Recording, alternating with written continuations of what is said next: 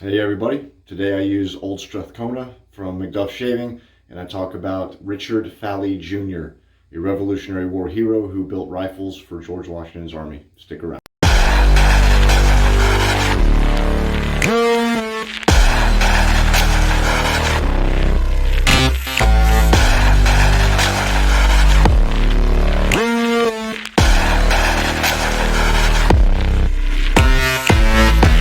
Good morning, everybody. How's it going? John Bonham here, Cape Cod Wet Shaving. Good to see you.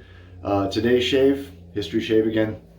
I think I'm going to stick to that format. I'm really enjoying doing this. And I actually got my first recommendation that I'm going to be doing today. I'll get to that in just a second.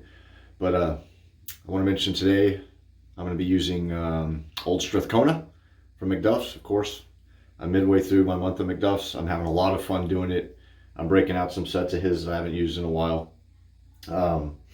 Old Strathcona's, I always say they're my favorites. I mean, I love this artisan, what am I going to say? Aside from that, I love most of his stuff, but Old Strathcona is a really big favorite of mine.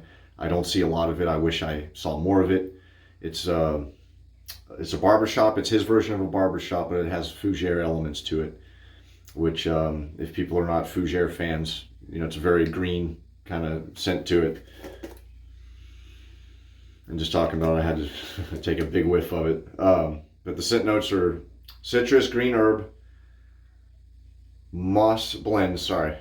Looks like I said mobs. Moss blend, tonka bean, patchouli, carnation. There's more. There's white patchouli, I think, is what it is. There's other stuff in it too. I put the scent notes on my Instagram page. There's actually a lot. What he has on the label is about half of what's really in it. You go on his website, and there's a lot of scent notes to it. But I'll also be using his matching Old Strathcona Splash. Pre-shave, I'm using my Hagen pre-shave oil. Haven't used that in a while. And then for the balm, I'm going to be using Protettivo.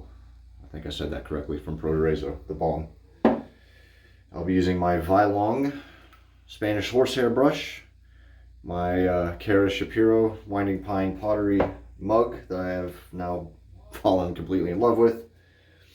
And I will be using my new Stirling stainless double-edged safety razor. I should have written down what it's called. It's like a bunch of letters and numbers. 97S38M or something like that. I put it on, again, I put it on my Instagram page. What I really should start doing is putting it in the video descriptions. I thought of that. Put down, you know, pre-shave the list of stuff I use. Makes sense, right? Learn as you go, I guess. Coffee of the day, Stirling, Costa Rica. Really good one. Take a swig of that. Oh, and I did not grab my box, but I'm using, big surprise. I'm sorry, not Aster Green. I almost did Aster Green. I'm using PermaSharp in my razor. Forgot the box for some reason. Not like me at all. Where was I? Oh, so today I'm wearing this shirt. So we got the Marines planting the flag in World War II, but the real reason I'm wearing it is this. I'm going to be talking about a man named Richard Falley Jr. So first, I want to say a couple of thank yous. I want to say thank you to Chad, for the artisan behind Talbot Shaving. How's it going, buddy? He's the one who recommended this guy to me. He and I are big history guys. I think he far more than myself, and I'm a big history dude. But Chad goes the extra mile. He's part of a lot of stuff that's really neat. He does, if he doesn't mind me saying so, hopefully. He does a lot of restoration and cleanups for older graveyards. You know, cleaning stones and the like. And that's something that I had never heard of or really knew about. Makes sense. Until I met him, and I have since learned a great deal about it through him. So I want to say thank you, Chad, for this recommendation for this guy. This guy is, there's so little out there about him. Just enough, I think, for a decent shave video. And the second thank you I want to give is to the Westfield Historical Commission, I believe. I want to say Historical Society, but I think it's the Westfield, Mass. Historical Commission. The photos I'm going to be using here, except for one, are from them. And namely a guy named Bruce Cortez, I'm not sure how to say it. He actually took this photo right here. This is the gravestone of Richard Falley Jr. You can't tell, can you? That's how old this guy, or how long ago this guy lived. I mean, look at that. That's insane. But you can tell it's well taken care of. I mean, look at the fresh flag planted next to it. That's really cool. So, Bruce Cortez took that photo.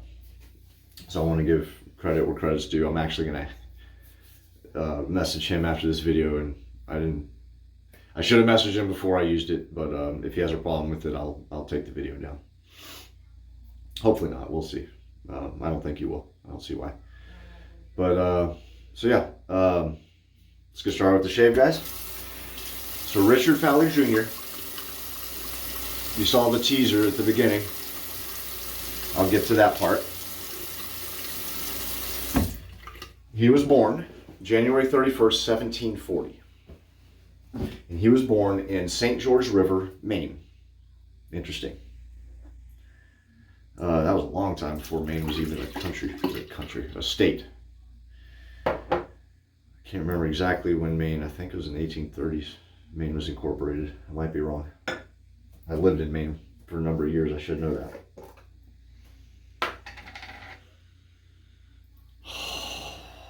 Any chance I get to use this stuff, man, I'm all over it. I love old Strathcona. I gotta do a history behind this. I should have maybe for the video talked about the history of old Strathcona. But maybe I'll just do that for a different video. What the hey. I like this recommendation, so I decided to go with that. Okay, sorry. So January 31st, 1740, St. George River, Maine is where Richard was born. He died September 3rd, 1808 in Westfield, Massachusetts. Almost went straight to the face there. I'm going to do my hybrid thing where I do bowl and then, or mug in this case, and then face. He is known very well to the locals of Westfield and Montgomery, Mass. But outside of that, I think, and even in other parts of Massachusetts, he's really not that well known. He might be mentioned in a couple places historically in Boston about the Revolutionary War, but I myself had never heard of him. But he actually fought at the Battle of Bunker Hill. And the Battle of Bunker Hill was during the siege of Boston. And it was a battle that occurred in 1775. But that I won't get too far. Like, that's what I mean. I started almost getting into the Battle of Bunker Hill, and I'm like, crap, I gotta save that for another time. Oh, God, I love that. He joined the provincial army at the age of 16.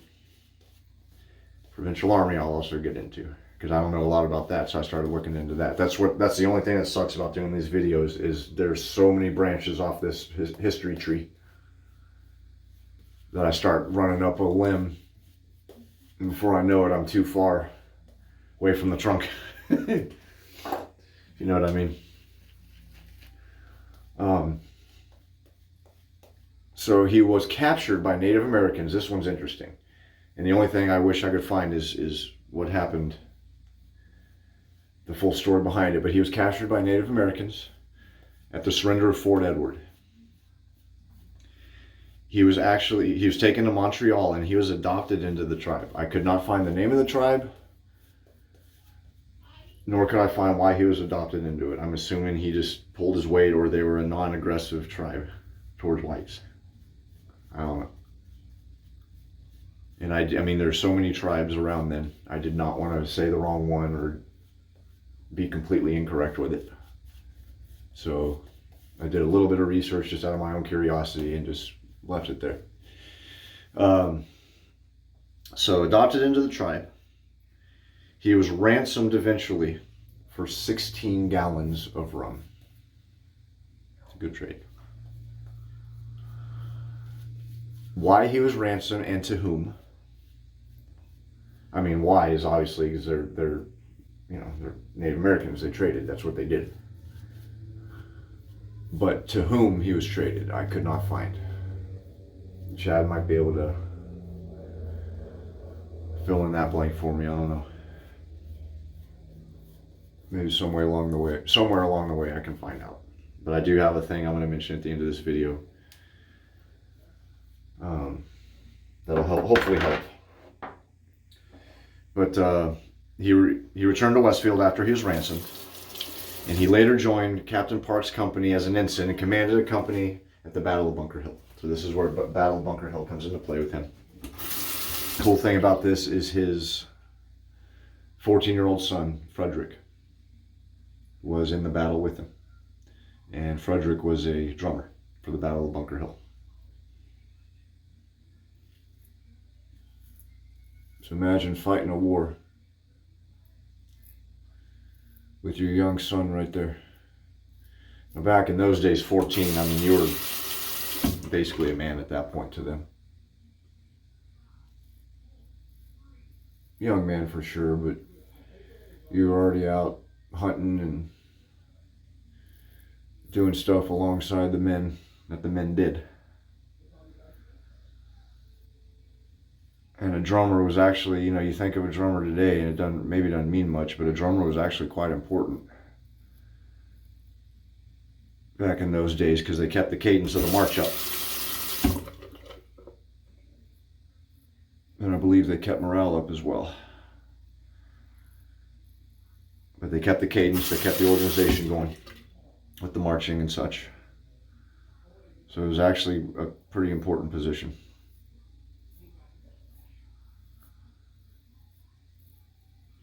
So real quick, this soap, once it's lathered, that's where that fougere element really shines through. There's so many scent notes in this soap that it's really hard to almost place them all. And then you smell the soap out of the tub. Then you smell it out of the lather and you get the green flowery elements out of the lathered product itself. So it's easily one of my favorites of his. And it's such an interesting take on a barbershop. Barbershops are my favorite. I think they might, dare I say, be my absolute favorite horsehair scent type. I don't know what it is. I just took to it immediately.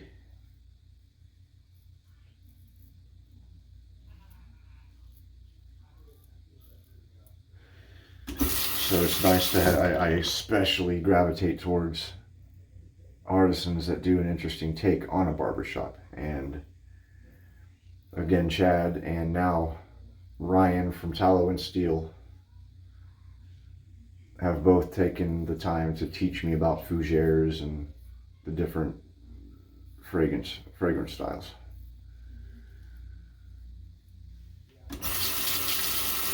So it's pretty cool to learn. All right. So Battle of Bunker Hill, his son Frederick, drummer. During the American Revolution, this part's cool. Falley made guns for the Continental Army. And I'll go ahead and show this, because I gotta show that. That's why I'm wearing this. The Betsy Ross flag. This one is from Delaware, I believe. The photo was. So I'm assuming it's probably in a museum or something somewhere in Delaware. I don't think that's the Betsy Ross flag. In fact, that's its own thing too. This is why I love history so much.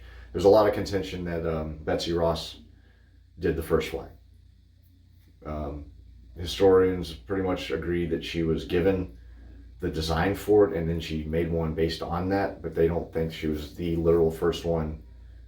I don't know, that's its own story, but there's the flag. So he made guns for the Continental Army at an armory at the foot of the Toccoa Mountain in Montgomery, Massachusetts. And this includes, like I said in the teaser, George Washington's army. So George Washington himself was putting in orders for muskets. And he was making them. Now there were a lot of different armories, especially in these regions, that were making muskets for the cause. So it's not necessarily unique. One thing that is cool was that there was a British sympathizer that lived near them that was under house arrest. So he was kept home. And they think that part of the reason the British really not only didn't find this armory, because obviously if they would see, you know, you want to go out, one of the things of war is to take out parts of the war machine if you can. Because if there's no weapons to fight the battle, there's no battle. So the British were outwardly going, looking for these armies, shutting them down, and they don't think, look in this area, let alone find anything. And they think part of the reason was they knew that there were British sympathizers, so there was no reason. So I thought that was kind of interesting. But his armory operated there. He was making these guns for the Continental Army. I'm looking at my notes here. Here's another interesting thing. I'll kind of jump into a different direction. Richard Falley Jr. was the maternal, either great-grandfather or grandfather, of President Grover Cleveland. That was pretty cool. I love finding out stuff like that.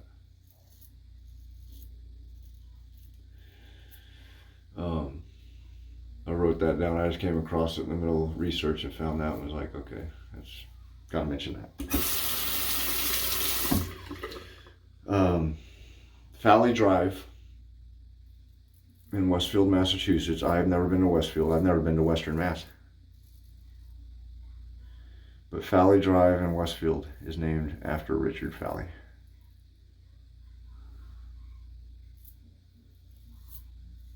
So if you're ever in the Westfield area and you happen to find yourself on Fowley Mass, now you know who Fowley Mass is named after. Fowley Drive. I personally want to go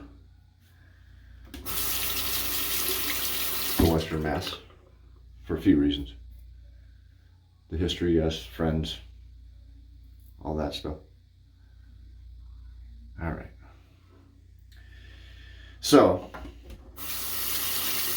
died in 1808 in Westfield. Once again, Chad comes into play. Because Mr. Fowley is buried at Old Burying Ground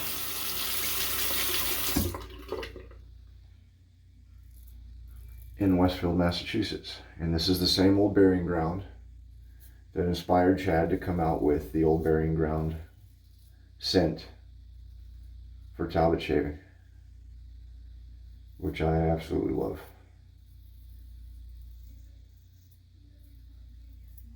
Because he did a whole big thing with the history of the place, and just the scent profiles are delicious in that soap, in my opinion. So that's kind of cool.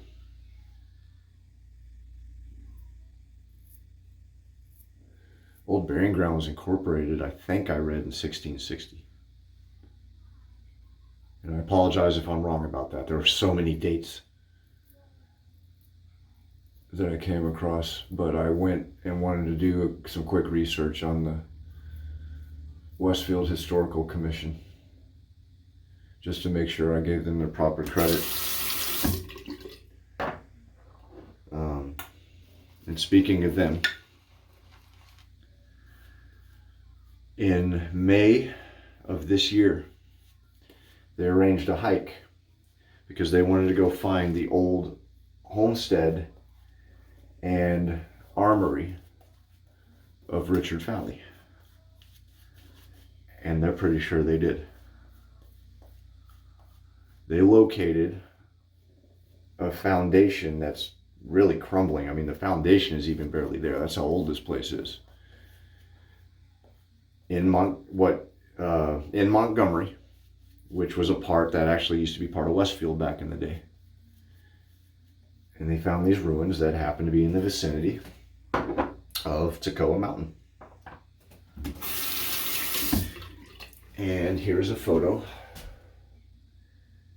of that. That's obviously a man-made stone, shaped by man.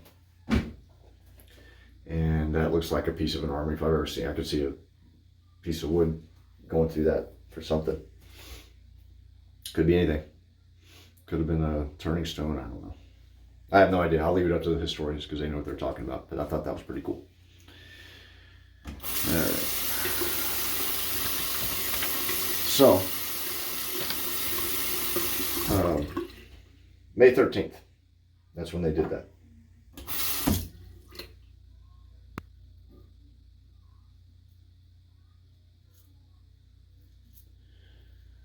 Also wanted to mention this razor really quick. Awesome.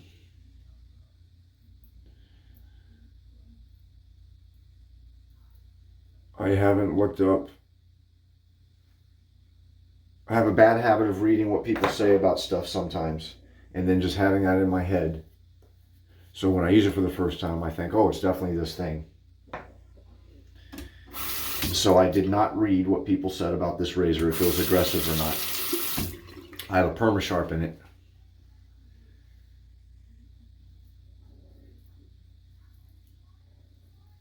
And I haven't really, knock on wood,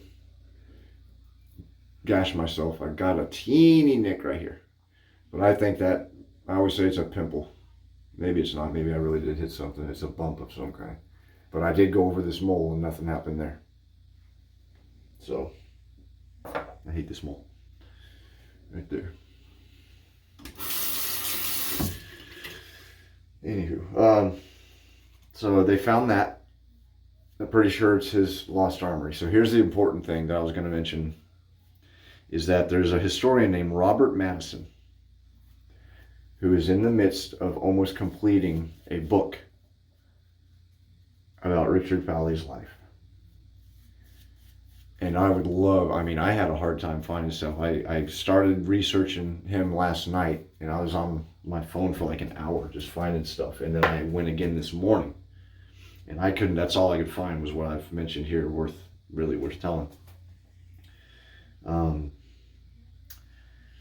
he's writing a book about Falley's life. It'll be finished soon. I didn't find an exact date. But I, for one, am excited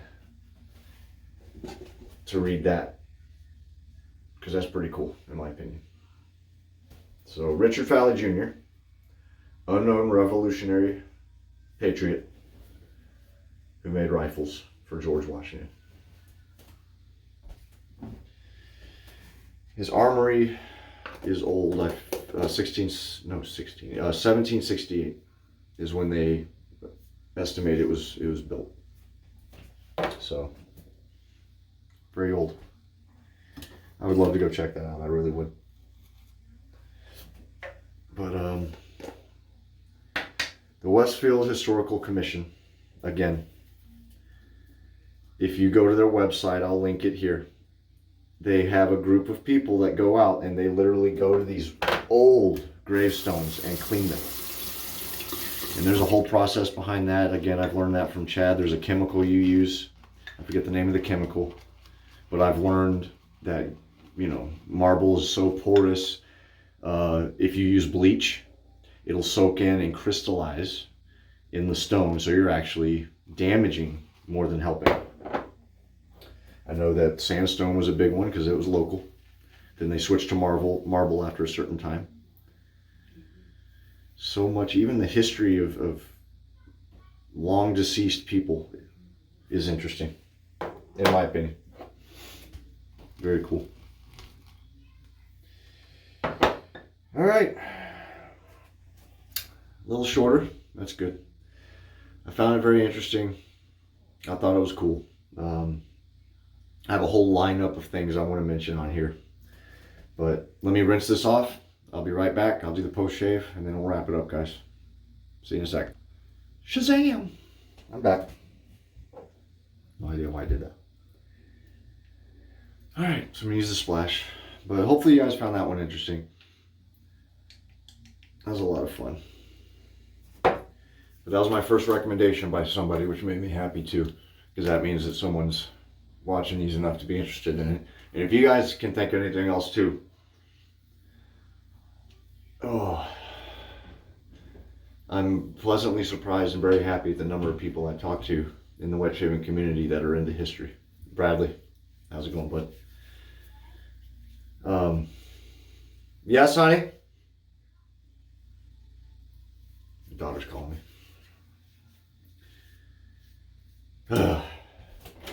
Yeah, baby. Huh? you call me? Love you. You all right? Give me a sec. I don't know if you picked up on all that. She wants a snack. Where was I? Yeah, it's just, I'm liking doing this. I haven't picked up a lot of followers, but that's all right. I'm really enjoying myself with this. That's what it's all about, I think. I do want to say Phil Decker from Bricktown Grooming invited me to do a live shave with him. Today is Monday, August 15th. It'll be Wednesday, August 17th at 1 p.m. Eastern. So 10 a.m. 10 a.m. Pacific. The old we shave time, except on Wednesday. So looking forward to that. I'm very excited. I've been wanting to do a live shave with Phil for ages, and he just started terminal leave today. Congratulations, Phil, on your retirement, buddy. And his daughter's first day of school, high school, was today. So a lot of milestones for a Monday. God love you, man. You've earned it. You really have. So I'm very excited to do that with him. He's growing a beard. He said he's trying to shape it, so I get to see Phil with a beard. He's a Navy guy. He's retired, Navy chief. So, all right. I think that's it. If you guys have any ideas for another topic, let me know. Otherwise, I think I'm going to do another World War II one, or a World War II one. I have so many World War II ones that I got to try to balance it. We'll see though. All right. So that will be it, guys. Really appreciate you watching, especially if you watched to the end. I haven't plugged my affiliate stuff in a while, but if you go on my Instagram posts, you can see my affiliate codes. Razor Company, it's Cape John. Naked Armor, Cape Cod Wet Shaving, all caps. Razor Company was all caps. Wet Shaving Store, Cape Cod Wet Shaving, all caps. And then for Heritage Hill, I have a link that I post. So if you feel like being awesome and making a purchase and telling them that I sent you, I would greatly appreciate it. Go buy Old Strathcona. And if not that, at least get a MacDuff's product, man. He's an amazing artisan. Really cool guy too. If you ever get a chance to talk to Sean. How you doing, Sean? But that'll be just about it. Really appreciate it, guys. Good seeing everyone. Hope you like my trying to decorate it up a little better.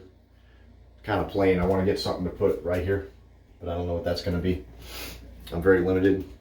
My wife will not let me get a Elder Scrolls shower curtain. For those who are gamers, you know what that means. Hello, Caleb. So whatever. Here's what it is. I got a couple things I want to pick up though, but anyway, it's neither here nor there. Thanks again. Hopefully talk to you guys later, or see you guys later.